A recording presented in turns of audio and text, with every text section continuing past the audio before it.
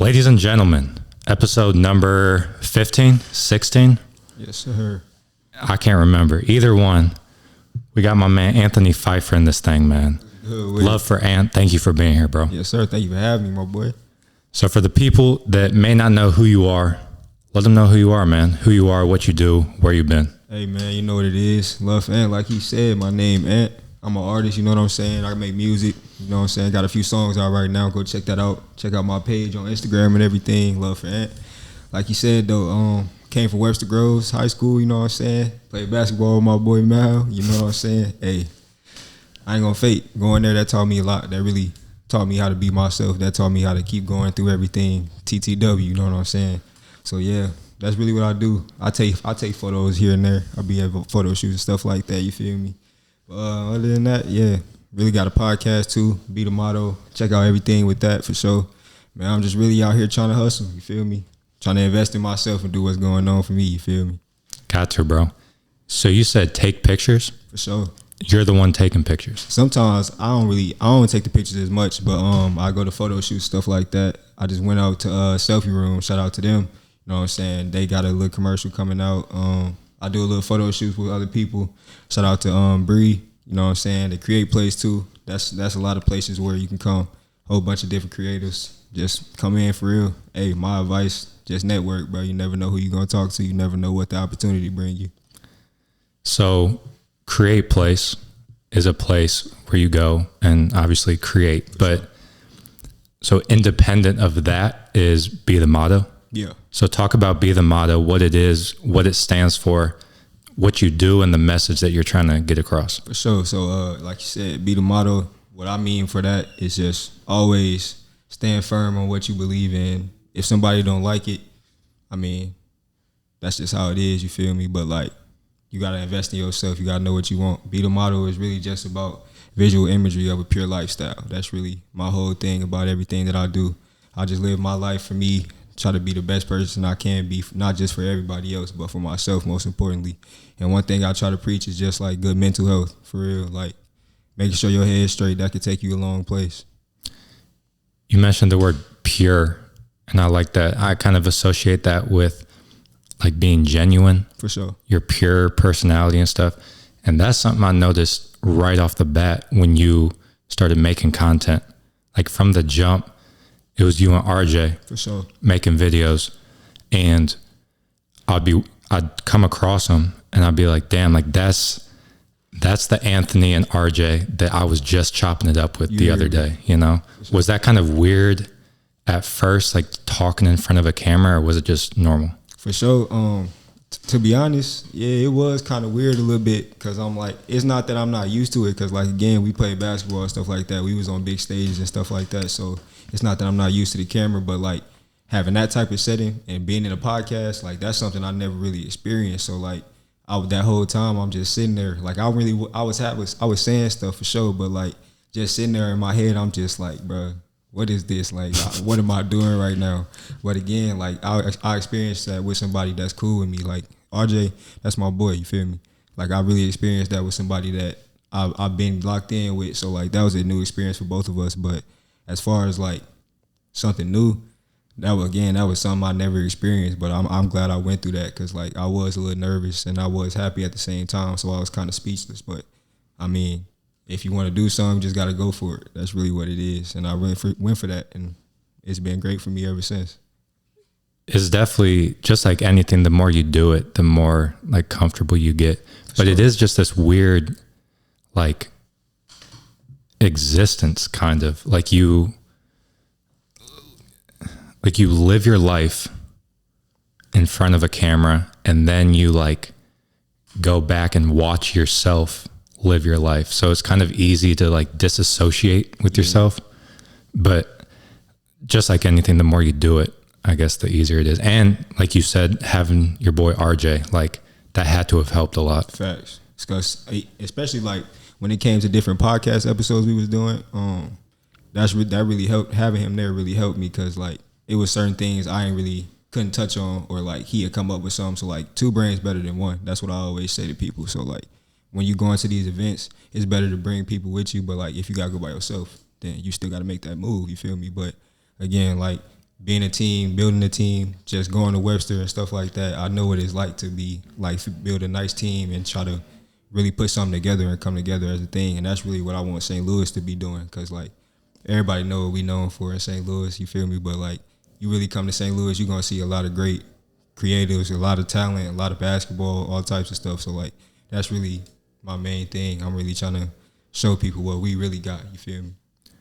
So let's talk about Webster. Talk about the hoops, because you brought it up a couple times, kind of like the life lessons, more or less, that you learned that translate to life. Just talk about your 4 years hooping there, sure, what it meant, and like how it affects you now. Oh man, shout out to Coach Blossom. Huge shout out to Coach Blossom, man. Shout out to Mathis, everybody on the coaching staff. You feel me? Even my teammates too.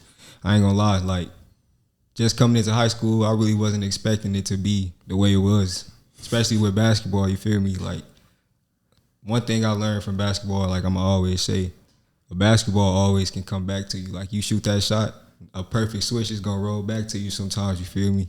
Or like it's gonna be them rebounds that go long. You ain't gonna get those right now. So like as far as that, what I take from that type of thing with life, it's gonna be them times where you going crazy. You got stuff lined up back to back, the shots falling, all that stuff. You feel me? But like as far as those times where you down in the game and stuff like that, that's how life is. You feel me? Life come with ups and downs, and it's just about what you gonna do about it. If it knock you down, you gotta get back up.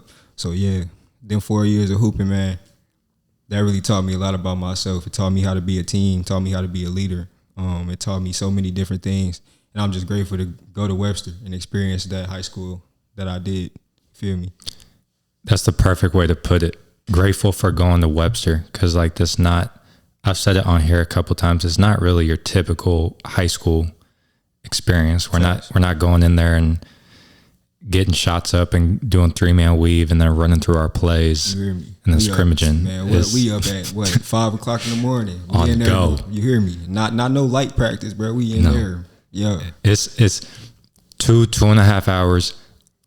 Literally, you can ask anybody. Like if it takes us more than 60 seconds to transition from drill to drill, facts, they're on our head about it. Facts. We probably running right then and there. No questions asked. Nonstop. So that's like, for me, that's how it helped me, was like, because it was just a grind physically, mentally. And I feel like having gone through that, no matter what life throws at me, I'm going to be prepared, bro. Facts. Like, okay, cool. Car broke down, or, you know, thought I was going to make X amount of dollars this week, but it turns out to be a little bit less. Okay, cool, bro. I don't have to do 4v4v4 at 6 a.m. anymore, you know? Like, hey, I'm cool, bro. For real. Like you said, though, it's them experiences and going through those things that prepare you for what's coming next. So, yeah, like you said, we ain't, like, think about it. I'm going to just be honest, bro. Like, I'm always real with everything. So, I ain't got, my car is messed up right now, you feel me? But like you just said, it's them times where it's like, what you going to do next? What's the next plan to next get that? Play. You feel me? That's really what it is. You can't, one thing about me, sometimes I really do think negative, you feel me?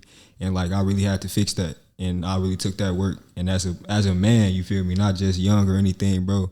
If you need therapy, bro, go do that for sure. Like, don't see me like, oh, something wrong with me. No, you know what you're doing, bro. You know what you need for yourself, and that's what's important. And then people that's really there for you, they gonna make sure you know that. You feel me? So like, again, coming from Webster, going through those experiences, meeting and being around those type of like-minded people and like positive people, bro, it shows me like, keep going. Like, I know I'm doing something right, and I just got to make sure I believe that myself. We're going to circle back to therapy, because I have a question I want to ask you about that. So what year did you graduate? I graduated in 2021. Okay. So you had Blossom for 2 years and Mathis for 2? Yep. Okay. Talk about the difference, the similarities, the differences between them two as a coach. Well, one, Blossom, man, hey, I ain't gonna fake. Blossom was the one that did not play, you feel me? Like, anything he tell you to do, you keep messing up, he gonna keep getting on your head about it. But at the same time, Blossom know what he talking about. So does Mathis, both of them do. But again, so my experience from having been with both of them, so with Coach Blossom, I was playing, but I feel like I was more with the practice. Like I got to showcase myself in practice and like JV games and stuff like that. And one thing about me, it's always good to ask questions, you feel me? Like you ask questions, that you ain't doing nothing but learning more and trying to get better with what you're doing. So with Blossom, it was really more of just like get into my spots. It's like knowing how to adjust to what he's saying and not taking it to heart. That's what taught me how to really take constructive criticism. Because when I say Blossom got on you, bro, I'm not playing, bro. Like you had to be there. But for real, Blossom, that's my guy, bro. Like I really appreciate everything he did for us, and not just me, but for the Webster community and just basketball overall. He produced so much great stuff. And then Mathis, I feel like that's just a new experience. I also like them my junior and senior year playing with Mathis. That really showed me how to be more of a leader. Mathis was more of my getting into those important games type of thing, and then just like really learning myself again as a basketball player. So I say with Coach Blossom, it was more of me learning the game of basketball, and he taught me that so much. Like he taught me so many things, and then with Mathis, it's more of putting those things into action. And I really appreciate both sides because that really helped me form into who I am as a hooper. How would you describe your leadership style? Was it like lead by example? Are you getting on people, cussing them out? What are you doing? Man, for real, I was doing both. Like that's another reason why I may be the motto. It's like you got to lead by example. You got to be the leader. You got to be the things you want to see. If nobody's seen it before, it's gonna be that much harder to produce it. But if you got mentors and people that's trying to help you around, it's gonna be that much easier for you, and not just you, but whatever you're trying to bring together. So at practice, I'd definitely be cussing people. I'd be like, bro, get to your spot before we fight or something. I'm like, bro, because at the same time, we can have fun with everything, but it comes down to business. It's, do we really want this as a team? Do you want this for yourself? And that's really what basketball taught me for real. So like that work ethic, just grinding, putting that work in, bro. Like you said, I'm prepared for anything because that prepared me for everything. From a work ethic standpoint too, because like you said, it's closer to a business than it is a hobby. For sure. You know, so treating it like that, going morning shooting and then practice, you know, so okay. So 4 years at Webster, and then was college always something that you had your eyes set on? For sure. So after college or after high school, really was crazy. So I had a lot of concussions in high school too. So I didn't know you had them in high school. Yeah, you remember that? You remember we went to the state game we had against, who was that? I forget the team we played, but it was 2017, 2018. Chaminade, right? Chaminade was the championship. Yeah, that game, like that, the first practice we went there, when we went out of town for that, I had got a concussion. Courtney had elbowed me in my head. Bro, after that day, I was in the room like the whole time. Coach Ryder kept coming in there, check on me like I'm asleep. Like, oh, I do remember that. Yeah, bro. Okay. That was one of my worst concussions, and I had like 2 more like that, and when I had some more. But then, so that already limited my play and stuff like that. I had to watch that. And then after high school, I went to Clark, Atlanta for like a little semester. I tried out for that team. I made it, but again, the whole experience overall, that wasn't really what I envisioned myself having. So like I came back here and I got my scholarship to the community college with Coach Collins. Gave me another chance. And then my first practice there, I got another concussion. And bro, like after that, they told me it was like a protocol and stuff like that. So it's been hard for me to get back into hoops, you feel me? But I've been trying to find different resources and stuff like that. So yeah, college has always been something I wanted to do because not a lot of people in my family went to college. So that's something I want to break, you feel me? It's just motivation for me to do things my family never done before or seen. So yeah, college, it's still there right now, but right now I'm not really too focused on it because I have been doing a lot of stuff without it. But I feel like there is certain things I can go back to college for and help me in my career and just life overall. So it's still in there. So then at what point so it sounds like college, hooping in college or just college period is kind of still in the picture, just to some degree. At what point from going to college to now was like the thought of transitioning into something else part of it? So like that, right after that practice, when I had got that concussion and just learning about what that really meant, like for my basketball career, that was like the time I feel like everything in my life had pivoted because like everybody was saying, oh, you gotta have one thing, this is my theory with that. Everybody say you need a backup plan and stuff like that, which, yeah, I mean, I understand that. But if you putting your all into what you invested in and you feel like you can really make it with what you're doing, you don't need no backup plan. But if you're not really invested in it, or like it's something you just trying to have fun with, then yeah, I would say have a backup plan. But me, basketball still is my main plan. You feel me? Because like that's me. Like that's my life. Like I love basketball, bro. If I'm not playing, I'm watching it. And like that shit made me feel good. That's really therapy for me, for real. But after all the stuff that happened, I learned that I can make music. I learned that I can use my voice in different ways. I can be a leader with different things. So that was the time I had pivoted everything, and that really took off as a person. And I really find joy in the things I'm doing now. So I'm gonna find a way to make basketball content too. You feel me? That's gonna be in there for sure. You were doing some hooping content. Was that Rock and Jump? Yeah. Yeah. We finna have a whole nother tournament with that too. That's making a comeback? Yes, sir. Let's go. Yeah. Let's go. So in my head, you go to Atlanta for a semester, a full year? Yeah, semester. Okay. In my head, I'm thinking for you, that's a really big music scene in Atlanta. For sure. Was that when the idea of making music was planted? Yeah, I ain't gonna lie. Like when I went there, so shout out to my homeboy Slam too. You feel me? That's my guy. Lamar. Yeah, we had piano together my senior year. Yeah, he out there going crazy. You feel me? But yeah, coming out there, that was an experience with him. Like that's my guy. He motivated me to go to Clark, try something new. You feel me? I went there.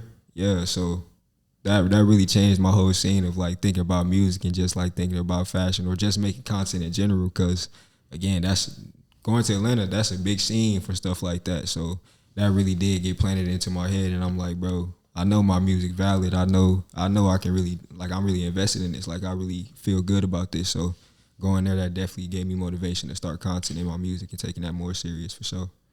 So hip hop and basketball are kind of intertwined. Oh, yeah. Like, so growing up hooping, I know you're listening to rap. I know you're probably like a student of the game, studying stuff. For sure. So to me, it sounds like you were always at least a little bit interested in it and intrigued by it. And then going to Atlanta was kind of that final push of like, oh yeah, this is something I need to do. Yeah. And then I came back to St. Louis, and like ever since I came back after that basketball stuff that had happened, I just been networking ever since, bro. I've been going to events. People be like, hey, you need to come here. You need to go do these things. And I'm just starting to go to those and starting to meet new people. And I'm really seeing a side of St. Louis that I never really seen before. Like, I was really just going to these basketball events. But now I'm just, I go like everywhere. And it's like, it's helped me so much. It helped me get better with communicating too. Like, I'm very introverted. Like, I'm very to myself. Unless I'm hooping, you ain't gonna really see me like getting up and all that, you feel me? So like, yeah, that really helped me learn how to talk, learn how to treat people different ways, you feel me? Like, everybody not the same, so like approach can't be the same with everybody. So I'm really starting to learn skills that I never really got taught, or like I'm really going through life in ways that I never really seen through growing up. So yeah, I'm really happy with what I'm doing. That's definitely intimidating at first, like cold approaching people and just like the social skill type stuff. Like, no matter what the situation, going up to somebody cold, I don't know if that's like what you're doing, but it's like, hey, my name's Anthony or whatever, handshake, and then like striking up conversation. Some people, including myself at one point, are ass at that. I feel you, bro. But again, what were we talking about? Talking in front of the camera. It's the same thing, just the more you do it. For sure. You know, so that, I bet the feeling of the first time talking in front of the camera and the first time going to like a networking event had to have been pretty similar. Like, oh shit, kind of outside my comfort zone. For sure. Like that, a few of the last events I went to, it turned out to be way bigger than I was thinking. So like, I really wasn't mentally prepared for that. You walk in, oh shoot. I'm telling you, bro. I'm looking around, I'm like, bro, I'm telling you. And it's just like the vibes, and it's the reason I like it more now is because like it's so many people there. It's so many different types of people, so many different types of things you can be talking about, so many different type of opportunities we can have. So like like you said, bro, I'm just getting in there. I'm like, this is not what I'm usually around, but I do like it because I'm growing, and the only way you can really do that is to be uncomfortable. So like, I keep going through these uncomfortable things, and it's not doing nothing but motivating me to do better things and get better for myself. So I'm happy with everything that I'm doing. It's like these last few months probably been some of the hardest months for me, you feel me? But again, I got people like you, I got people like my homeboys, people that I'm meeting, stuff like that, that's really motivating me to keep going. And again, I got that experience from Webster and going to being through those coaches and stuff like that. So I'm really finding myself. Yeah. It's fun to watch, bro. It's fun to see like who you were in high school and then kind of watch the evolution. For sure. You mentioned, so the networking type events and then like seeing this other side of St. Louis. So that made me think about the stuff I want to circle back to is therapy and kind of like the, I guess, stigma around it, I guess.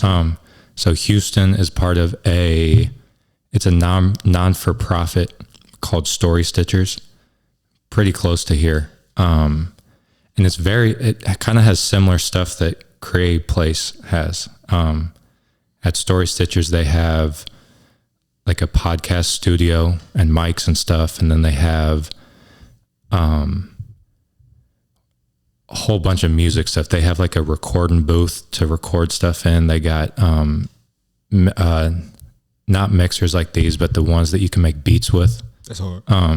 Whole bunch of stuff. And so he goes there and you can like work on projects, kind of do whatever you want. Kind of the same idea, being around like-minded individuals and creating and brainstorming together.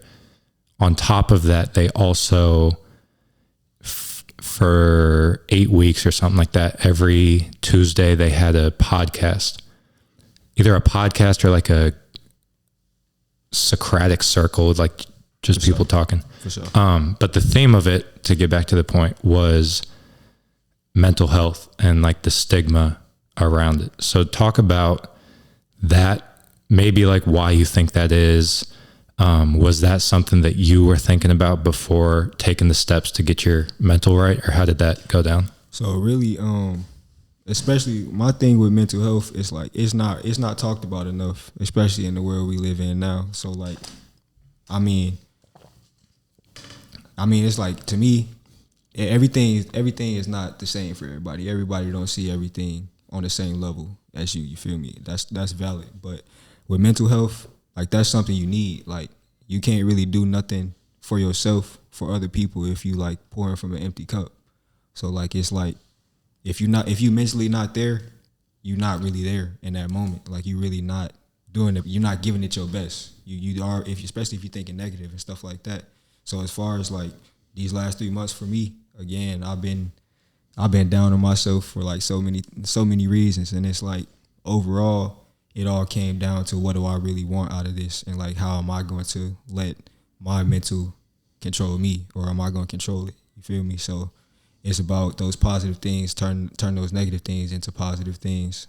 And as far as like, when me just going to therapy, it's like, everybody thinks something wrong with you if you go to therapy, or if you like take medicine, or like whatever the case may be. I feel like that's just how society makes it look. You feel me? But if you really invest into that stuff, learn how to do it, learn why you're doing it, I feel like you're gonna love that. Like, you're gonna love yourself more, for you're gonna be like, oh, I went to therapy. Like, I'm really learning how to talk about myself. I'm really learning how to control my emotions. I'm really learning how to just be able to mentally challenge yourself in the right ways. So like, as far as doing mental health, like, I preach that all the time. Like, if mentally you're not there, you're not really being the best version of yourself that you can be. So, and I got people around me that told me, like, I know I'm doing it right because I feel good. Like, I feel like I'm taking those steps to grow in the right directions. I'm building my relationships just off the fact that I'm able to go to these things and go to my therapy sessions and really control what I have to talk about and say it the right way. Because the delivery that means a lot. Like, the way you talk to people will take you a long way, no matter what you're doing. That is interesting that therapy is looked at closer to being like a doctor, when really you could make the argument that it's more like like a basketball trainer or a like PT trainer that like So, you're not necessarily going there because my jumper's broken. I'm going there because I want to get it even better than it is right now. for sure. So what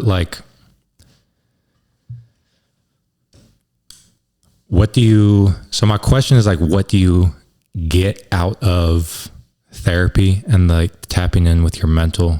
Is it like different ways to like different mindsets to have? Is it like tangible activities and habits to build? Like what do you get from it? With my experience with therapy, it's more of like you said, it's like a trainer. It's like basically anything you want to do, bro. If you feel like you're trying to get better with something, you're gonna put the work in. You're gonna find those people to help you train for those type of things. So that's really what it is. It's really just someone who's helping you and that's been through those experiences or have better background on that type of stuff. So that's how I see therapy. It's serious, but like it's not like what people make it to be. It's definitely not a doctor, bro. You really just going there to get help, and it's people that want to help you type shit.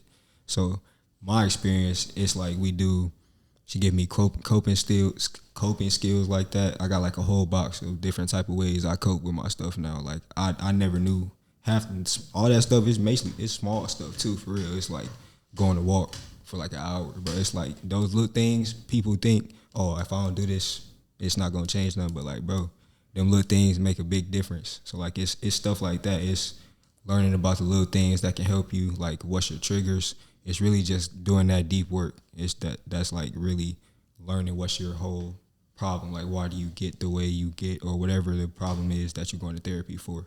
Not even that it's a problem. Yeah. Deep work is a good way to put it, because it can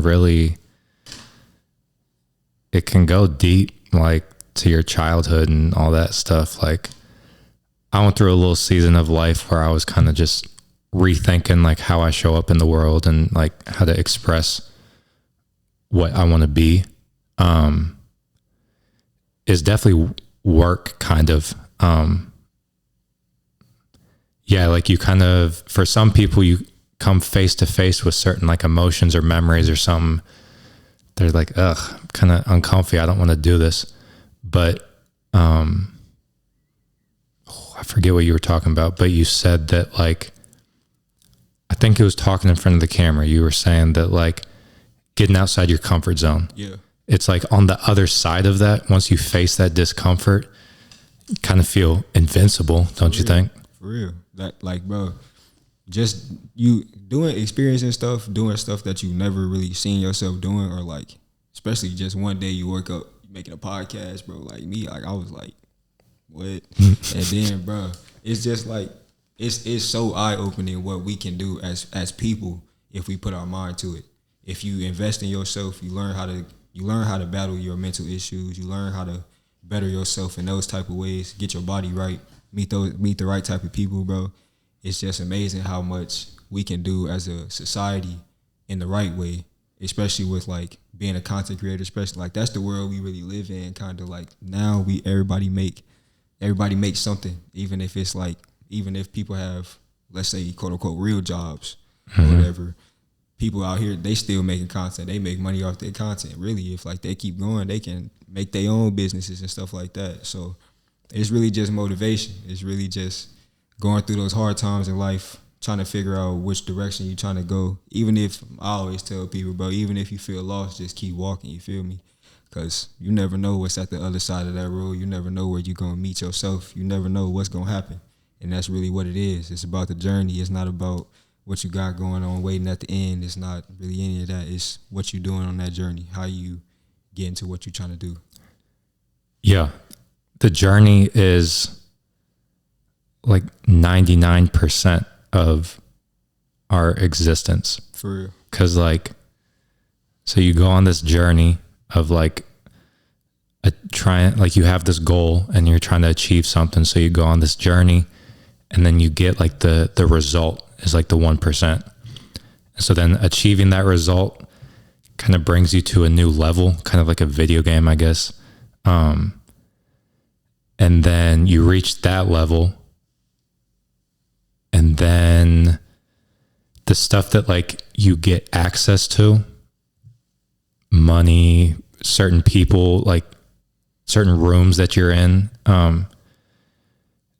that then kind of just becomes your new normal. You become desensitized to it. For sure. Like at first podcasting, I was nervous as hell the first episode, and now I can just kind of do it. Then you're kind of right back on that journey of trying to achieve that next level. So I like that point, bro, because the journey really is like kind of what it is all about. For sure. And then one thing I'm really learning, like just going through life, bro, I feel like people have the wrong vision of like falling out with people or like people turning like fake or whatever, bro. It's especially like with being a creative. My whole thing with that, everybody not meant to be in your life, your whole life. Everybody in your life for a reason. Everybody in everybody's life for a reason. But you're the main character of your own life. You feel me? So like, you have the ability to choose what you want in your life, what type of people you want in your life, the type of vibes you want around you.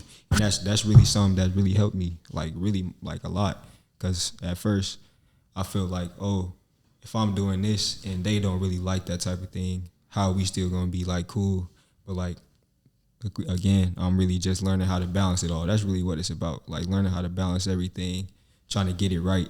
And as long as you try and as long as you communicate with those people and as long as you putting in the work to grow in the right directions, I feel like life is just that much easier if you can really put your mind to those type of things instead of focusing on what you don't have or like what's negative in your life and stuff like that.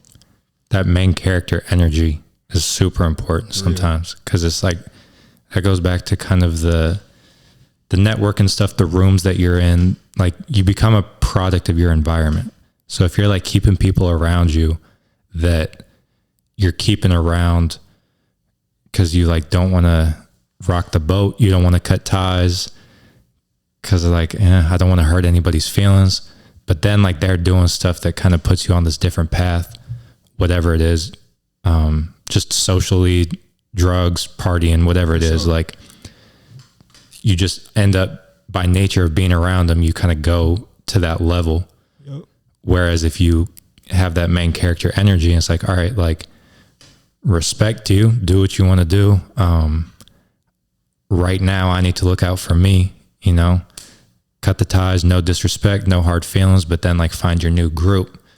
I feel like that's the best way to level up, quote unquote, if that's what you want to call it, but like to better yourself. Yep. Is just to be in those rooms with like-minded people who are even maybe like a step above, you know? Mm-hmm. That's the mindset you gotta have, bro. It's like, don't settle for less. Don't drop yourself and like what you got going on or how you feel, how you carry yourself in the world. Don't drop that and change that for people around you if it's not any type of beneficial for you. It might sound selfish, but like at the same time, you got to make sure you getting yourself right, because you can't help nobody, you can't be there for nobody and stuff like that if you don't really know how to be there for yourself. You really just moving off unknown things, which is really, that's what life is. You just going through the unknown, especially like that fear, going to do things you never did before. That's all unknown. Going to new situations, that's all unknown. It's just how you gonna carry yourself. What type of things do you want around you to get you out of that unknown era and into those, oh, I do this all the time type of thing. So that's really what it is. It's just going through the ups and downs. You mentioned you're an introvert, more or less, and I think that comes into play with cutting ties with people if you need to. And I think it's a superpower, being comfortable. I have some introverted qualities as well. Like, I'm cool. Like if, you know, I ain't got anybody doing anything that I want to do, I'm cool at the crib, man. I can find stuff to do. I like being with my own thoughts. I like hanging out with my thoughts. So like, we're not dependent on other people and like needing to go out and do stuff, which then allows us to have more power in deciding who we want to be with. For sure. Like that's one thing I definitely love, that like I'm more introverted and like more to myself. But like again, being a content creator and just living in the world we live in, especially if you want to do stuff like this, one thing you got to really notice is that you can be quiet, you can have your little bubble, and like when you go to events and stuff like that. But again, closed mouths don't get fed. You got to make sure if you want something, you got to make sure you got to make sure those people know that you want it. Like again, if you need help, ask for help. You're not being weird or nothing. You're not being annoying. If those people are feeling annoyed by it, then those not the people for you. You feel me? Because anybody that loves you, anybody that wants you to be around, wants to see you do good, they gonna make sure y'all are helping each other in the right ways, leading each other into those bigger platforms, bigger spaces, better things to do for yourself and whatever you're trying to get accomplished. So that's really what it's about, bro. Just make sure you stay true to yourself through everything. Don't let nothing change who you are. And that's really what I try to preach to everybody, would be the motto. Just stay true to you, and that's all you can do. That's a large part of what grounded hoops means. The word grounded to me means like, regardless of the outside noise, what other people are saying, what you're seeing on the timeline, taking a minute to just think about what you want and how you're doing it and why you're doing it, and like staying on that path. So I think that's fire. We touch on it a little bit, like, so the introverted qualities and whatnot, and then what you're doing in the world is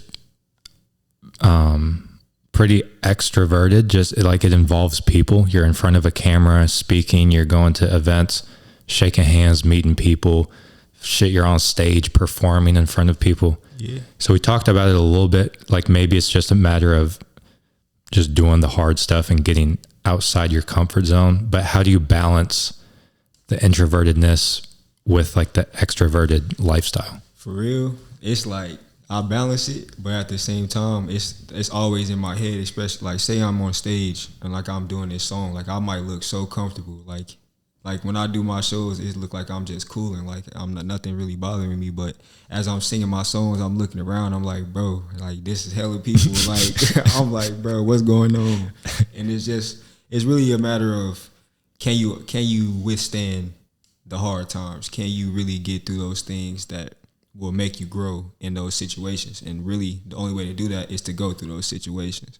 So like getting on stage, doing a podcast, going to the events, just being around different people, that's really how I balance it. Just I try to do that more than be introverted. Like if say I'm at the crib, I try not to be at the crib as much, especially if I feel like I need to start going to these different things for me to grow as an artist, or like taking photos and stuff like that.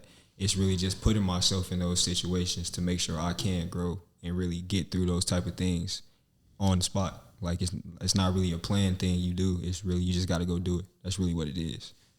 Do you feel like the extroverted stuff, there's a pressure to do those things? Like that's how you're going to feed the family? Yeah, for sure. I feel like those connections and talking to people, I feel like you can do a lot of things by yourself for sure, but you need a team for certain things. There's certain things in life we just can't do on our own, or we can do it, but it's probably not the best way to do it most efficiently type shit.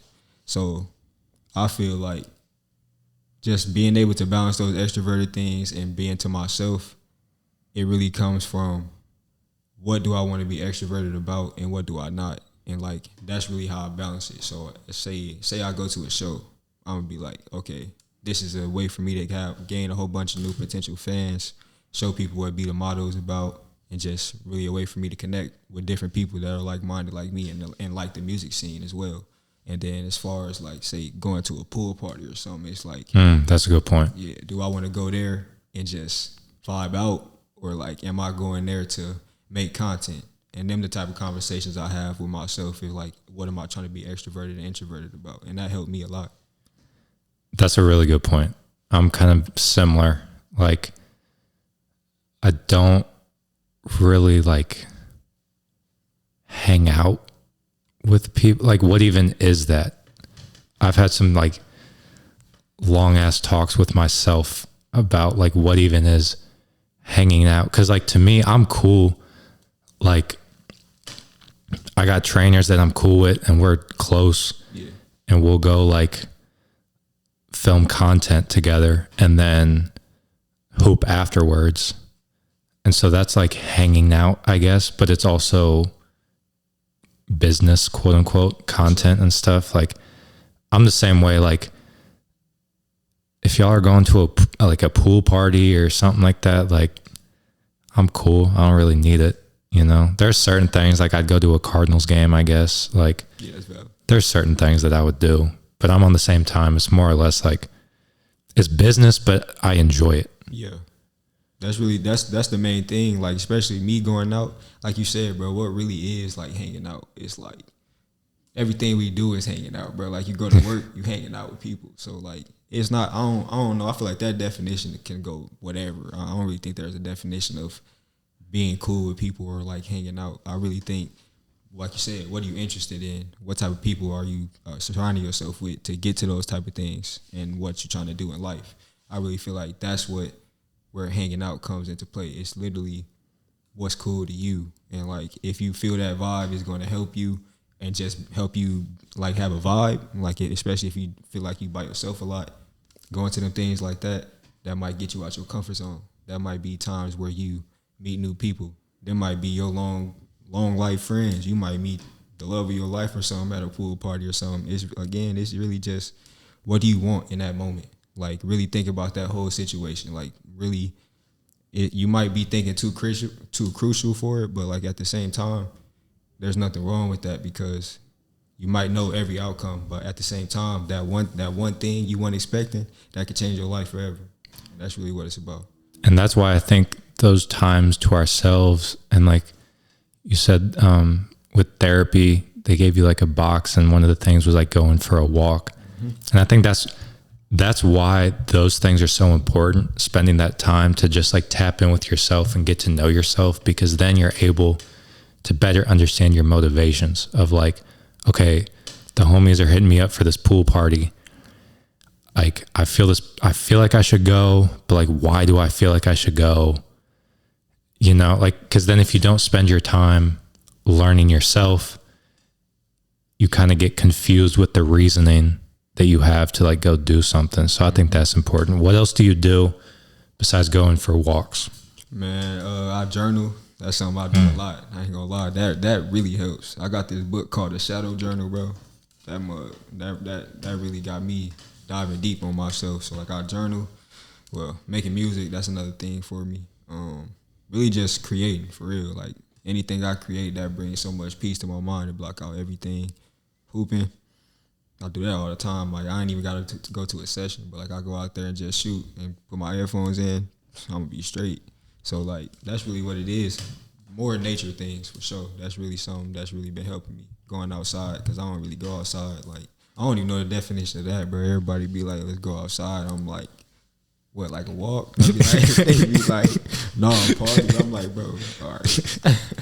You're trying to get some barefoot in some grass? No, I'm talking about a party. I'm like, oh, so you want to go to a party? You're not going outside. No.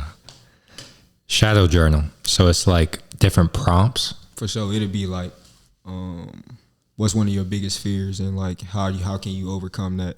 And people be like, that stuff might sound corny, bro, but like, you do that work, really sit there and think about that question or that prompt, you probably finna write something you ain't really think about at all until now. And like, it's gonna bring out different emotions, different memories, different triggers. Like, it's a whole bunch of up and down type of emotions that I was going through when I was writing that journal. And again, overall, that helped me so much. Like, I learned more about myself that I knew, but like, consciously it went right there. That's what it is for sure. Is like bringing the subconscious onto paper and then seeing it. When you are writing, what type of writer are you? Are you like, write a sentence, sit, think about what you're writing next, well thought out, next thought, or are you just going stream of consciousness? Really, I just go right for it. Like, so basically, say I'm writing something, I keep writing it, and then that split second when I feel like I don't really know what I'm about to say next, I'll stop right there and look at what I wrote so far, and then I'll keep juggling it from right there and just pick up. That's how I write my music too. It's just really, I try to tell a story. No matter what I'm writing, it don't got to be a song. No matter what I'm writing, I try to tell a story, and a lot of people say I do that. So that's something that helps me and shows that like journaling and stuff like that really helped me overall. I wanted to make sure we touched on your writing process as a rapper. So let's dive into that. So some people, well, just explain it. I mean, some people like people in the room when they write. Some people like being alone.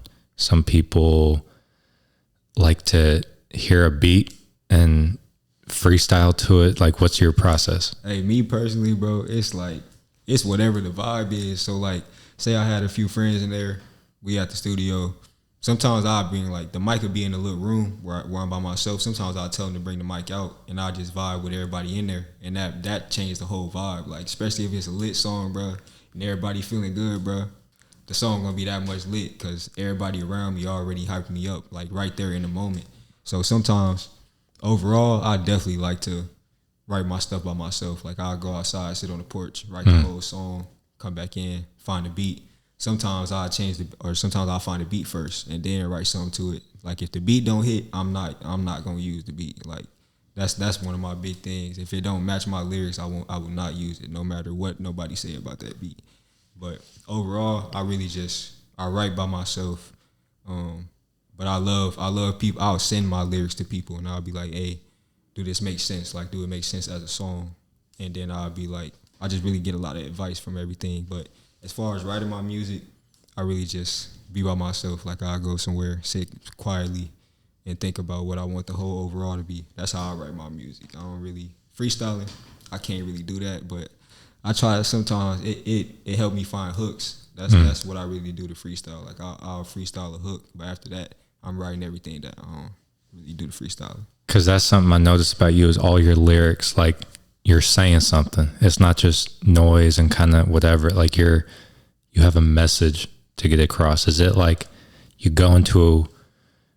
writing and you go into it like, there's this like big topic that I want to talk about? Or is it just, I want each line to have meaning, and wherever it takes me, it takes me?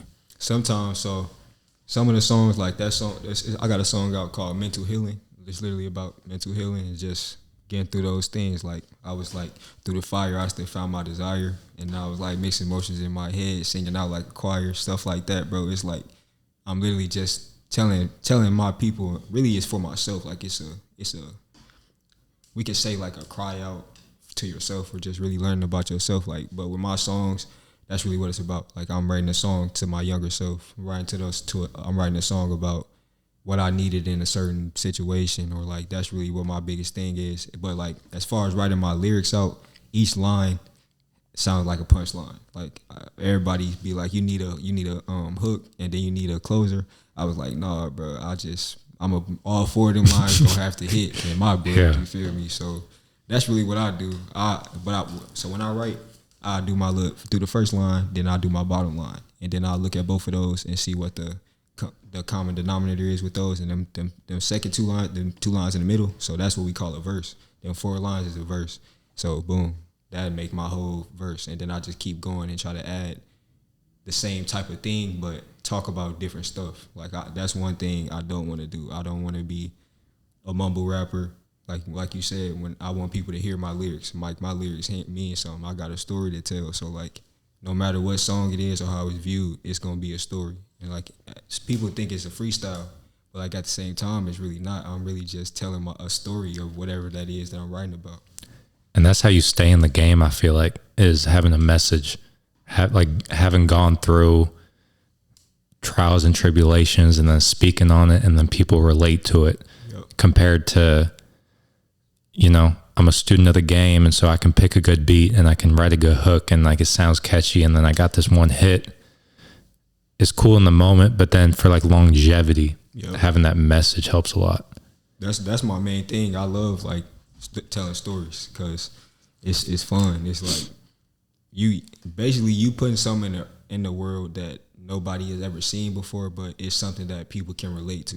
So like, you telling your story because everybody's story is different. Everybody walk on the earth differently, you feel me? But everybody can relate to something. Everybody can feel the emotion that you felt. Everybody can do something alike. And it's like, that's the one thing I don't like about the content world and everything right now. It's like, yeah, everybody is doing the same thing, but that don't make everybody the same. You feel me? It's like, it's people doing podcasts. It's people already making music. It's hella artists that's new to the game, all types of stuff. But again, we all got our own lane, and that's what it's about. What's your lane? Don't think of it as, oh, I'm doing this, they doing that. It's bro, that ain't really important. It's just what can you do to be different, and that's my main thing. Every time I make a song, every time I make a podcast episode, every time I make an edit or whatever, it's like, what's that one thing I can do that stands out, and that really what motivates me making my songs, and that's how I tell my stories.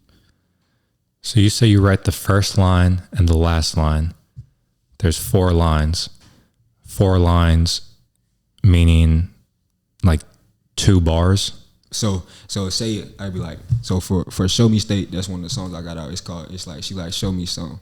Yeah. Look at me, I'm from the Show Me State. Know we got the wheel, high speeding down the interstate. My look so pretty, told her turn around and then St. Louis, my city, that's need to stop killing and come create. Them 4 right there, that's a verse. That's one whole verse right there. So that was 4 bars. Okay, so let's say it's just da da da da cat da da da da bat. That's a bar. That's 2 bars. That's 2 bars. Yeah.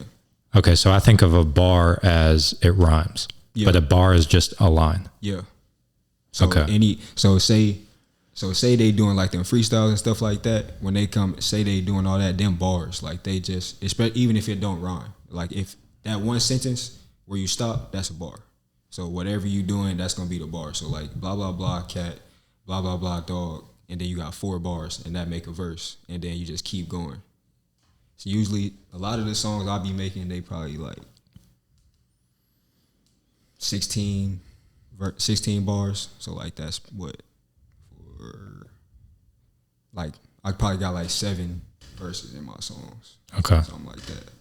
Is there like a specific length that you're aiming for when you're writing, or how do you know like when it's done? Really, it's just how you feeling like with the beat. Like especially some of the beats, they can be like too long. Like your lyrics, you can, even though the song is good, you can really still make that song too long much longer than it needs to be. So sometimes I just really go with the reviews that I get, or like how I feel about the songs that I made that people like the length of and stuff like that. So especially now in the game, a lot of people are doing songs less than 2 minutes for real. Like Yeah. songs real quick now. It's not no 4 minutes, 5 minute songs like Tupac was doing and stuff like that.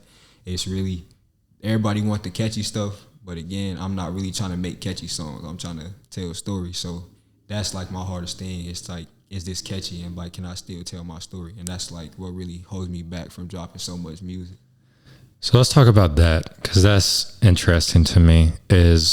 So the songs that are like less than 2 minutes, in my head, the goal is to like, it's just like the algorithm, less minutes. Shorter songs means like more plays, more streams, more money. People make music, like if something can go viral on TikTok, it brings a lot of eyes, which helps. So I feel like a lot of times songs and albums are kind of made for that. Yeah. So 50 Cent's album, the one with Many Men and In the Club, I forget the name of the album, but the first track is called Intro. It's 6 seconds. Yeah. And it's the sound, I think it's like putting a coin in like a jukebox or something. And then the second song is the first song, and it goes, that type of stuff you don't see anymore. Yeah. How do you feel about like, because you have to, like the integrity of the art, you have to care about what you're doing. I feel like the audience has to feel that you care. There's really no point in making art if you don't care about it. Facts. But then also if nobody sees it, you know, it feeds you, but maybe you're doing a disservice to other people because you can't impact them because they don't see it. How do you balance those two? So for me, with the like connecting with people, I feel like that's starting to get a little forgotten. I feel like a lot of the artists and a lot of the stuff that we have in the music scene now, I feel like it's more focused on, can I make a hit, instead of like, can this last forever? Does this make people feel good, or like stuff like that? And I really feel like, again, yeah, we a whole new generation with almost everything in the world, but at the same time, it's like certain things are still important, And I feel like a lot of that stuff is forgotten. So like with the music, the way I balance that, everything, no matter what the song is, I got to make sure people connect to it. I got to make sure, because like, especially myself, I feel like if I can connect to that, I know there's a lot of things that I've gone through that other people probably went through, just not the way I went through it, or whatever the case may be. So when it comes to connecting with people, doing that type of stuff, I always make sure that's a priority. That's something I'm always do. But as far as like the connect from adding in the intros, like the outros where people just talking they stuff like that, or like just social commentary in general and songs and stuff like that, I really feel like that got played out. But I really feel like we should bring that back, because that brings character to the songs, and that also shows people who you are. So like that shows the type of vibes you bring outside of your songs. It's like the way you talk to yourself. So like with that insert with the coin, that's something like people, that's something you've never seen before. So it's like, why did he do that? And those are the questions you want people to ask you as an artist. It's like them things you doing that they don't really get, them the times where you can talk about yourself, like on the interviews and stuff like that. It's gonna be certain things that you can explain, and that could or could not help them connect with you better. So I really feel like a lot of the artists, myself included, we all need to come together more, bring more like unity. I feel like if we do that in our music videos, like everything is really focused on like girls, and it's like bringing drugs in the music videos. It's like nobody really telling the story with a lot of things, and I feel like that's really bringing the community down. I really feel like that's what the main thing we need to focus on. We really need more unity in the world, just overall. I feel like that'll help a lot. What's like the culture, I guess, from like rapper to rapper? You go to these events, there's different, like you're probably meeting producers, other artists. Is it like I want to support you as much as I can? Is there kind of this like competitive, like I produce for this guy, and it's kind of wishy-washy maybe? I don't know. Is it like competitive? Is it I want to help you by any means? What's like the culture in the music world? So like my experience, it's definitely been, we all are so helpful with each other. It's like we do these showcases. We never met these artists before, but I've done showcases with like 20 plus artists, and we there from like 5 o'clock to 12 at night, or whatever the case may be, just waiting, just listening to everybody recording each other, everybody just sitting there chilling. It's like, I feel like there is a lot of competition, but I feel like most of that is unnecessary. That's the main thing. I feel like, again, everybody in their own, we all got our own lane, but it's a matter of how can we help each other in the right ways and not step on each other's toes. I feel like in St. Louis, that's something we really good at. I feel like we don't get that recognition, but St. Louis, the whole creative scene, like no matter what it is, everybody's really a lot much closer than we think. And it's like, as an artist, the whole thing with like networking, I feel like we all meet each other, but we don't know how to coexist. I feel like that's the whole thing, because everybody be like, oh, his song is hard. Why didn't I get the position I got over him? I feel like that's not what we should be focused on. I feel like, hey, can you give me some pointers on, you did this better than me? Can you help me with this? Or blah, blah, blah. I feel like that's the type of stuff we need to be having in these rooms, and not just, oh, your music hard, shake hand and leave. Like, that ain't really, you ain't doing nothing, bro. It don't matter if you won that competition. It's something you can work on. You ain't do everything good, you feel me? There's always something we can improve on. I feel like that's what we need to do. That's just like overall with creatives. I feel like we can do that. We can make a lot of things, bro. We can really run the world if we do stuff the right way, especially use social media correctly. Yeah, because that's definitely where we're headed if we're not already there, like the world of content and social media. And Logan Paul just interviewed Donald Trump, and just the fact that that's a thing. Logan Paul started on Vine making like prank videos, and that shows a lot, bro. Like that's a lot of growth. Like, it's just, why do you have Donald Trump on there? But at the same time, it's like, that's hard. But just the fact that, yeah, someone who started making like prank videos or whatever through social media has reached a level to interview somebody that like lived in the White House, you know? Yes. So you're looking for more of like a collaboration type vibe? Yeah. I feel like, so as far as like, so me, I have 3 different pages. I got my podcast page, then I got like my Be the Model, which is like my motivational page, and then I have my main page. So with that, as far as the collaborations and everything like that, I've really just been trying to find different brands, different podcasts, different artists, different influencers, and whatever the case may be. If I can do that brings attention to everyone. That's like a way for us all to eat. And it's like, say I'm doing a music video, I got on somebody's brand, boom, that's another brand. Whose is that? They're right there. I got different artists in my music videos. It's like, oh yeah, they make music too, and like I can tag those people. Like, it's all types of ways we can all eat, and it's just how can we do that more efficiently, and that's the main thing I'm trying to figure out. Like, that's why I go to collab with. I don't really care about, oh, you gotta give me money for a feature or whatever, bro. I don't really be caring about that, bro. If we can make something that's everybody gonna love, that's what I'm trying to do, bro. I'm trying to make people feel good. I'm trying to show people, bro, you come together, we can make this and that. That's what I'm on. There's definitely like an ego thing. Ego might get in the way. I've been guilty of it, of like, for sure, if I help put this person on, are they like taking money out of my pocket because someone likes, the audience likes him more than me? And then like, but I feel like it's almost the opposite. Like, the more you put people on, the more that energy or karma or whatever kind of comes back to you. For sure. I feel like when I had brought my homeboy on that podcast, but I feel like I helped him. RJ? Yeah. Yeah. I feel like I helped him see so much about himself as well. I feel like I brought a lot of the guests I brought on there, they've told me like the way RJ and I think, the way we just like carry ourselves on that podcast, bro, it really helped a lot of people, especially like the younger generation. And like my whole thing is to make what we have now better for the next generation. And I feel like that is getting lost as well in this whole society thing. I feel like everybody should be doing for themselves what they want to do.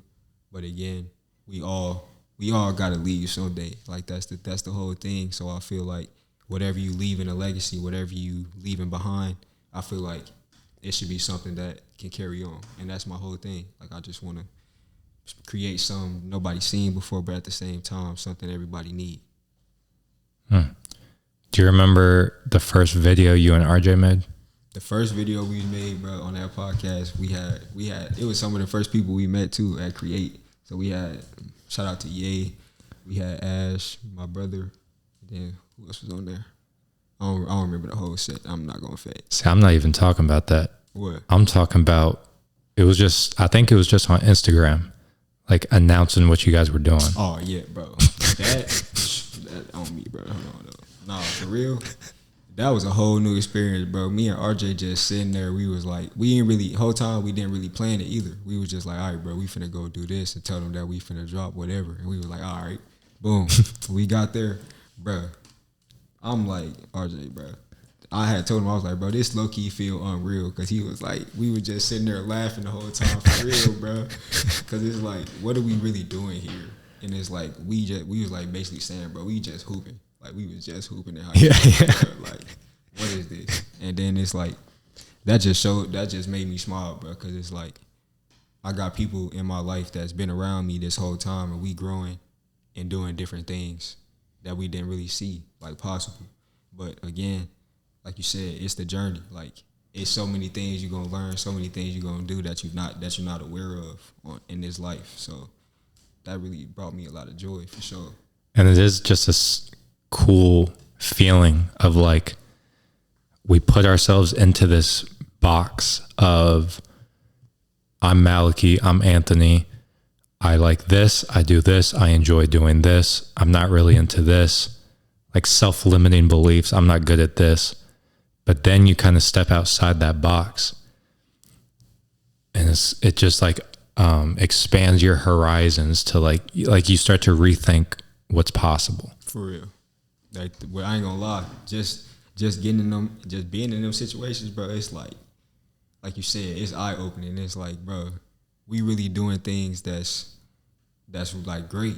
Like, I'm really doing stuff I've never seen my family do. Like, I'm seeing, like, the way I experience life is not the way I'm doing it. You feel me? It's like the life I'm doing now is not really something I'm used to. So I'm thankful and I'm grateful that like I had to do that shift in my life. I had that shift with basketball. It's like I'm seeing a whole different side of me that wasn't really able to shine playing basketball, or like it didn't get the opportunity to yet.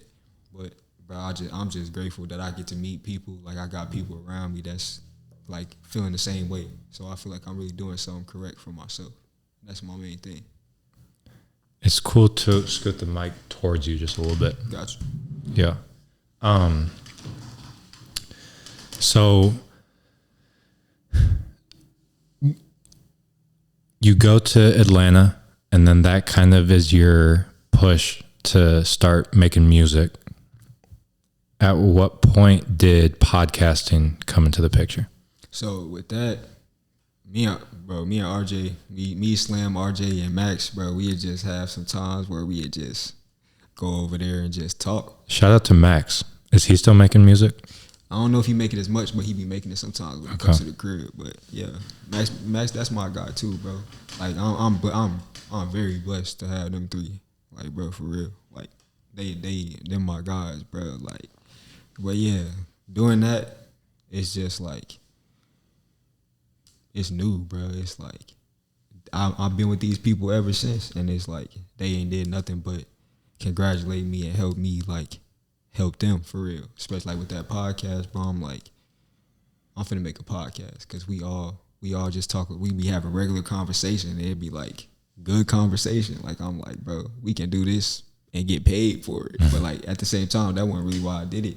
It's just we got stuff people can relate to. We got stuff that people will laugh at. We gonna have them conversations. We talk about artists, talking about food, whatever the case may be. It's just a vibe. Like anything we doing in life, bro, we can really make bread off that. You can literally live life and get paid for it. That's like the whole thing I see, bro. Like literally. That is facts. Like that is facts. You get paid to live your life if you play your cards right. Yeah. Cause I'd be looking at some people. I'm like, how? You know, like what are you bringing to the table? For real. But somehow they make enough money, they make a living, and it's just about like, I guess it's marketing and like selling yourself. For sure. It's definitely about being like the brand, like building your brand. That's your big thing. Like no matter what stage you at in the content world or whatever your job is that it requires you to do those type of things, it's always about branding yourself correctly. The way you brand yourself is the way you get yourself out there, for sure. And it's about building that crowd, putting those people around you that you want to, so to say, influence what you're trying to create. That's really what it is. The word brand has kind of become a buzzword past couple years. What does that mean to you? The term branding yourself, what does that mean to you? To me, it just means what's my lifestyle look like? What is what I'm trying to bring to the table? What's that definition? I feel like that's what branding means to me. So it's not like, I don't see it as marketing myself or like displaying myself. I see it as showing people who I am naturally. I feel like that's what I am. That's what I'm doing when I say I'm branding. It's like, it's a way, and you can always do that because I see branding as like evolution. I feel like it's really what you bring to the table. What's the new things about you? You always gonna be able to rebrand. That's why I see it. You can always grow. You always gonna grow your content. You can grow as a person. So like that's what I take branding as. Is how can I keep growing and what can I do to regrow in these different situations or areas. Is Lamar still in Atlanta? For sure. He's doing, I don't know what he's doing, but I saw he posted something, or I think I saw you repost it. Something with the frat or something. Yeah. Some like top dog. Hey, what's he doing? I can't say it's like they rule thing, but confidential information. My fault. I can't say it, but bro, Slam making his moves. Making his moves. For sure. Is he was in your grade? Yeah. When I met him, I didn't even know him in high school for real like that. We had just met probably like sophomore, like summer playing basketball at the rec and stuff like that.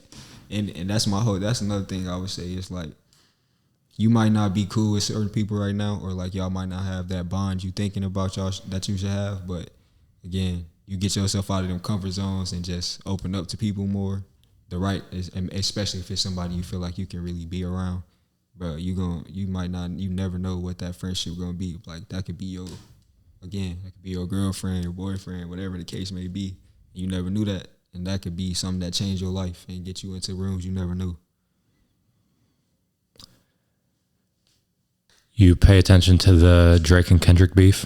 Yeah, sometimes I don't really watch it that much though. They be, rap beef is dumb, to be honest with you. You think so? It's retarded, bro. Like, why you say that? Because it's like, they should just hash it out behind closed doors. You hear me? It's like, bro, it ain't even that. It's just like, if you gonna make music, bro, what's the point? Why are you talking about somebody else, bro?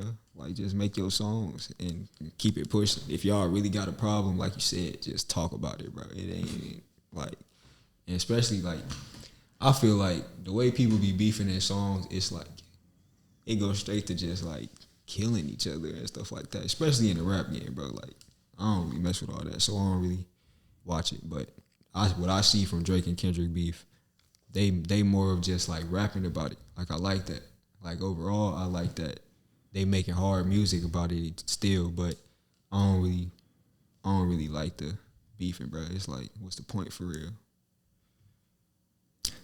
It is definitely, at least like the top artist or whatever, it definitely falls into the same categories, like violence, drugs, sex.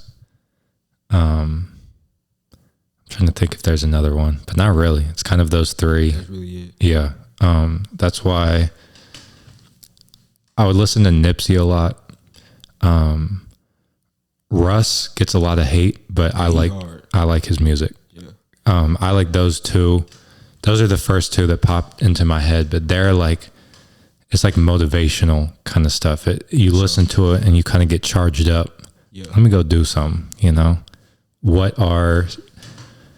Maybe, well, just give me your top 5 artists that you like listening to. All right, no order, I ain't gonna lie. Yeah, that's too hard. Yeah.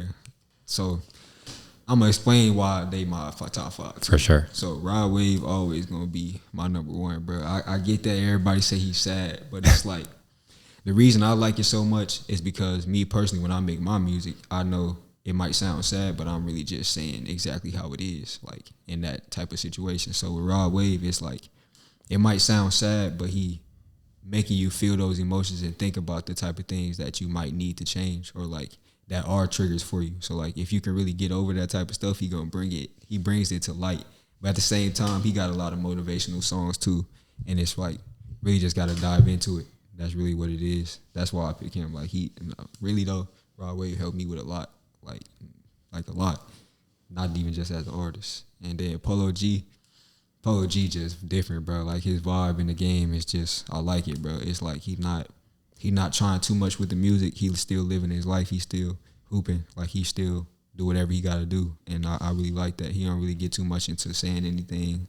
And then Lil Baby, he just motivational. His whole story, I watched his documentary, and it's just how he started, and it's that kind of resembled to a lot of the ways I started making music, except for like certain things. But yeah, he real too. And then I don't know why people hate him, but like YB, it's like he's still that guy, bro. It's like NBA. A lot of his music, he might be talking about them type of things in a lot of his music, but again, that's one of them artists. You really go through all his catalog, you're going to find some motivational songs. You're going to find them chill vibes. Like that old YB, that's that YB for real. I like him because he keep going, bro. Like, he been on house arrest for so long, and he been making so many albums in the house, like, or just going to do different type of music videos, and it's like, that shows how invested he is and like how much he really enjoyed that.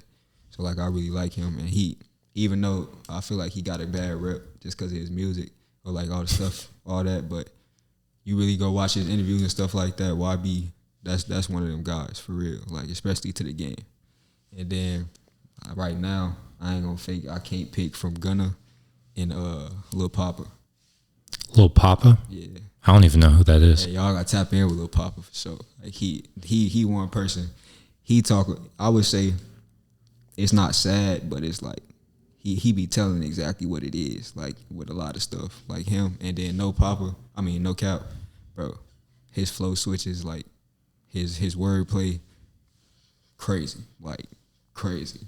I'm not gonna fade. So the 5th spot would be between those 3. Yeah. Gunna just dropped his project. I forget what it's called, but 101. Yeah. That the whole album go hard. I'm not gonna fade, bro. I got that whole thing on repeat, except for like 2 songs. That 101, Back in the A, Still Prevail, and it's another song, bro. Them mugs be sliding every time I turn it on. I've seen a lot of people bump. I think it's called Today I Did Good. Yeah. Or it starts out like that. Yeah. Yeah. Yeah. That's one of them ones too. And then it's another song called On One Tonight. Yeah. I ain't gonna lie. He slid that album. For real. He was talking this shit. Yeah. In high school, Baby, Gunna, YB, Key Glock, and G Herbo were in the rotation a lot in high school. Yeah, I ain't gonna fake. Key Glock, that's one of them guys too.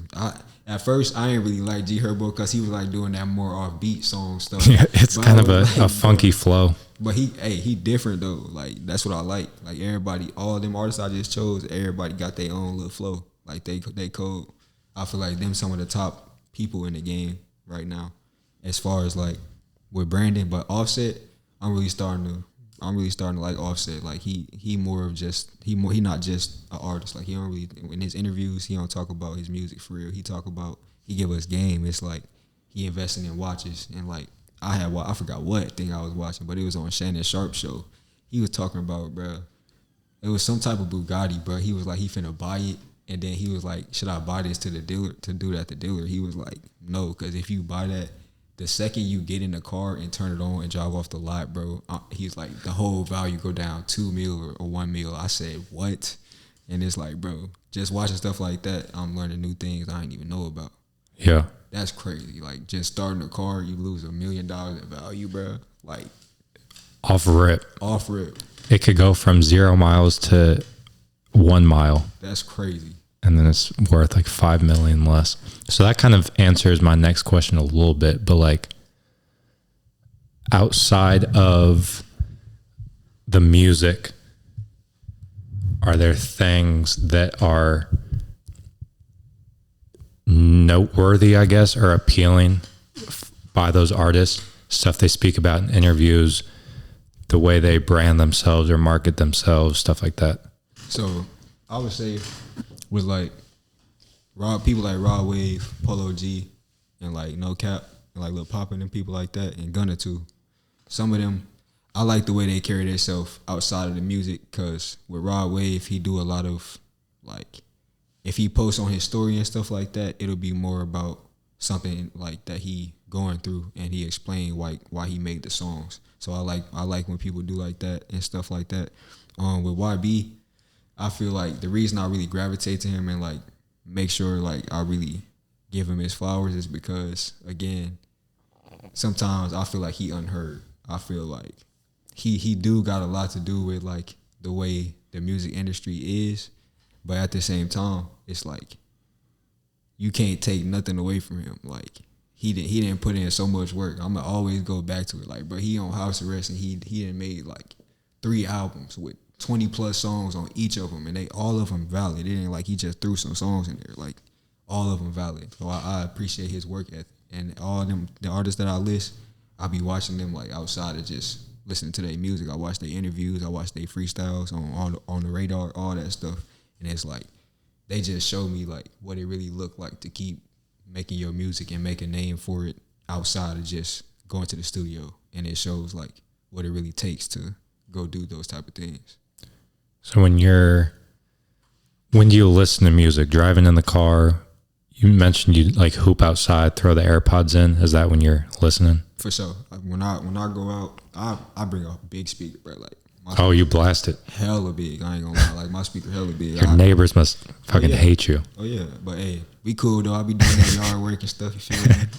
But no, it be cool though. Like going to the session and stuff like that, I usually bring the speaker, and it's like to me, music is everything, bro. Like I can't do nothing without music. Like if I RJ was saying the same thing. yeah, if I got music, bro, I'm gonna definitely get it done faster, better, whatever the case is. So like just having that music in my ear, and then also the one thing I did learn about music more and more, even especially since I make it now, the type of music you listen to, it definitely can influence like whatever you got going on. Like that goes back to your mental health. So like again, with YB, like some of the songs I listen to is probably not like I would say what I want to carry myself as type shit, but like it's still a vibe. Like I don't take it as serious as people think. Like especially with this stuff like this, bro. Like let's just talk about the YB and Lil Durk thing. It's like people, fans like that have never met these people will take it like to the next level. It's Did like, they have beef or something? yeah, it's like I don't really get that. So I feel like with Lil Durk and YB, why I kind of listen to both of them is because like I feel like they still carry themselves very well for all of the stuff like that goes on between them two and like whatever the case is. But as far as that, it just shows me like if I listen to this type of music in these environments, I could possibly like have those effects. Like think about that type of stuff, or like especially let's say I'm listening to a Rod Wave song, I'm gonna be cooling because like it's that type of vibe. Listen to a YB song, it's like I'm gonna be turned up and stuff like that. So that's another thing I do with my music too. So like I'll play types of songs before I can do my actual session. So like I'll play, if I'm trying to make some chill stuff, I'll probably play Gunna, Rod Wave, Polo, stuff like that. If I'm trying to make something hard, I'll probably be listening to like Key Glock or like NBA Youngboy, something like that. So it's really just a preference type of thing for real. Do you have stuff in the rotation on the playlist that people may not expect? Oh yeah. RJ said he's bumping Coldplay. Oh yeah, I don't even know who that is. I listen to Teddy Swims. Who else? I listen to Tim's. I think that's how you say her name. Who else, bro? I listen to all types of people. Like, She just had a J. Cole feature on, I guess it was an album or something. Yeah. What was the first one you said? What did I say? Teddy Swims. Man, what? I listen to Hannah Montana, bro. I listen to Shout out to Hannah Montana, bro. You hear me? I listen to Teen Beach Movie Show. I listen to all type, bro. Like, Dude. You go through my playlist, bro. You're gonna be like, bro, you listen to this? I'm gonna be like, yes, regularly. Shout out to Hannah Montana. I'm trying to think of what other like movies or shows. I was a big High School Musical guy. They had some bangers on there. And them songs on there, bro, they Stop straight, playing. You hear me? Like it ain't like they just made some songs, but them hard, bro. Stop like, playing, bro. High School Musical 2, they had Troy Bolton out on the golf course. He had like the all black fit on. That Bet On Me song. Bet on it, boy. Bro, he's sliding. Dude, he hit the chorus or something, and then at the same time in the video, he like slapped the water. Yeah. Boy, 7-year-old Malachi was hyped, dude. Hey, bro, I ain't gonna fake that. Let It Shine. Whole album or the whole soundtrack on repeat. Who? Let It Shine. With like Truth and all that stuff. And it was what was it basically about?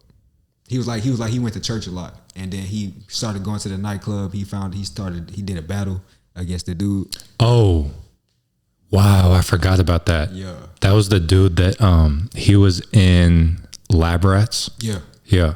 He's actually like making music legit now. That's hard. Did you know that? I didn't know that. I've seen him a few times actually. Yeah. He's actually like rapping. I forgot about Let It Shine. Bro, that movie, watching that, bro, I would watch that repeated, like back to back. Like I'm not gonna fake. That's how good that was to me. What's the one song on there? He was like, "Don't run away from the truth." That song, bro, I'm telling you, I'm playing that all the time. It's been a minute since I watched it, but yeah, I remember that the like final rap battle. Yeah, he slid too, bro. I'm like, bro, what? Okay, so we got, give me like your top 5 in that lane. You had Hannah Montana, you had... I ain't gonna fake. Ross Lynch, Austin and Alley. Ooh, yup. Yeah. Yup. Hey, even outside of that, I listen to their little group, R5. Some of their songs go stupid, I'm not gonna lie. So, Austin and Alley, definitely one of them ones if I'm listening to their music or just watching it. Let It Shine. It's another one called Rags. That one right there, hey, whoever made that, they did their thing for that. High School Musical, all of them. And then it's another one. One more. I don't know. Them the top 4 for sure. Them 3. You seen Lemonade Mouth? That one too. That was a valid. good one. That's valid. Yeah. I'm trying to think of what other like music. Big Time Rush. Big Time Rush. That was a good one. Yeah, that was. Yeah, I would watch that a lot. They had Gustavo. That was his name. That was my guy. What was the one that like? I think it was a movie, with Demi Lovato. Demi Lovato. I'm not sure. Camp Rock. Oh yeah, I listen. I don't think I really watched a lot of that, but I have like heard some songs. They was valid. Yeah. Damn, I didn't know you were tapped into that. Oh yeah, that's fire. Bro, I'm telling you, I play all types of music, bro. I play like Megan Trainor. Who else, bro? I'm telling you, all of that, dude. Yeah. Is that stuff that you're probably not hooping to that? Maybe you are. Sometimes you will. If it's like, I ain't gonna fake the High School Musical songs and Austin Alley songs. I play them a lot, like no matter what. Them getting played for sure. Them is definitely rotation. That's fire, bro. So I think we pretty much went full circle. We went from the get-go, from day one, Webster Hoops, and then we went to where we are now. For sure. And then another thing with like high school, my thing is, one thing I wish I did do in high school more is play more sports. I feel like if I would have ran track, probably could have did something with track. So like that's my whole thing, bro. In high school, experience everything you can. Like don't do it because you think it's something you're not gonna do later. Like you never know. I say high school, use every resource you can. Get as many different experiences, as many different lanes as you can. Hoop, do the chess club, just to see if you like it. 100%. So let's end with, so there's 3 parts to the outro. One of them is, well, we'll end with this one. So first of all, any shout outs that you want to give, and then any last message that you want to get across, and then we'll give me those 2, and then we'll end with the last one. Well, one, appreciate you for having me on here. You feel me? So, of course. Hey, had to tap in with that. I definitely want to shout out everybody at the Create Place, man. Like Trail, Ferg, everybody I met there, even if it's artists or just people that was at the Social Club Thursdays, any of that. I want to shout out just Jazzy, Michaela. Man, there's a lot of people I want to shout out. Like, we'll be here all day, for real. I'm not going to lie. But, like, recently in my life, I definitely want to shout out my homeboys, like RJ, Mac, and Swish, bro. Like, they really getting me in places mentally that I really needed that help with. Even if I didn't say it, they know. Like, they know me, if you feel me. That's them really my people, and I definitely want to shout out my mom and my brothers, bro. Like, they keep me grounded, you feel me? So, like, I don't know, but it's a lot of people. I want to shout out the dude named A-Game, Summer, everybody, bro. Like, I just want to shout out St. Louis, showing me a different side of St. Louis that I've never seen. And, like, I just wanted to say thank you for everybody that's helped me along this way of knowing who I am and trying to learn myself. That really mean a lot. My message to everybody, again, is just make sure you be yourself through all the chaos. Drain out all the negativity, turn it into something positive. You never know what you could be doing with your life if you get your mind right. Always be the motto. So be the motto. Well, that leads me to my third one is tell the people about everything you got going on, where they can find you. You got some merch on. Yes, I saved this for the last because you got a lot of stuff going on. So plug everything. You're about to perform here soon. So plug everything you got going on. Tell the people where they can find you. I ain't gonna lie. So like, yeah, tap in. Love for Ant on everything. Tap in. Be the Motto podcast. Be the Motto. Right now, what I got going on. So like at the Selfie Room, a few days ago, we had just did this little commercial. So be on the lookout for that. Did a little Barbie and Ken photo shoot. I don't know how that's gonna turn out, but I know it's gonna be stupid though. I ain't gonna lie. Shout out to everybody with that. I got it, like you said, I got a show coming up on Wednesday the 19th. Producing or some of the songs I'm gonna be singing is gonna be on my upcoming EP called Having My Way. Yeah, that's finna drop. Stay tuned for that. That's really, and then my main thing, what I'm trying to do right now is really get my brand going. So stay on the lookout for that and a few events that I got planned. So yeah. Are we selling the merch anywhere or not right now? Not yet, but that's definitely my biggest plan right there. That's what I'm saving to do for sure. But Instagram, YouTube, get at him. You said June 19th? Yes, sir. Okay. More details about that are definitely on his IG, I'm assuming. For sure. Yep. That is episode number 15 or 16. I can't remember. Yeah. Either way, it's in the books. Love for Ant. We out. Yeah.